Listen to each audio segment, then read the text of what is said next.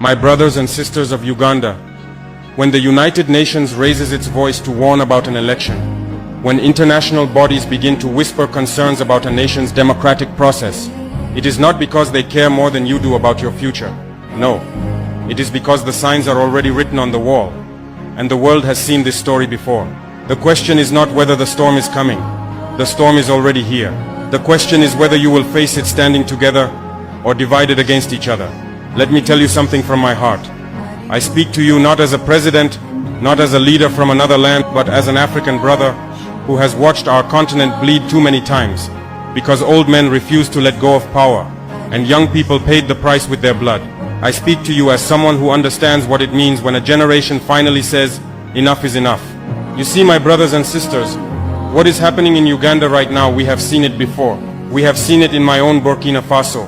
We have seen it across West Africa, across East Africa, across the Sahel, across this beautiful continent that refuses to learn from its own wounds. There is a formula, a pattern that repeats itself like a curse we cannot break. First comes the tension.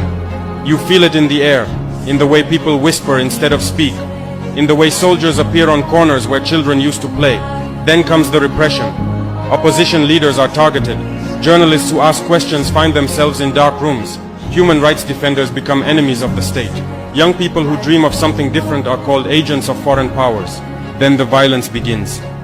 Not always with guns, not always with blood at first. Sometimes it is the violence of silence, the violence of fear, the violence of an internet that suddenly stops working because they do not want you to see what is happening in your own country.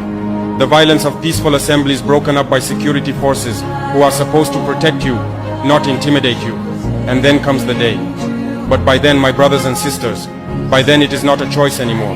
It is a ritual. It is a ceremony where everyone already knows the ending. And the only question is how many people will pretend not to see the truth. The United Nations Human Rights Office has warned you. They have told you that your election is being held in an environment of widespread repression and intimidation. They have told the world that opposition politicians and their supporters are being targeted by security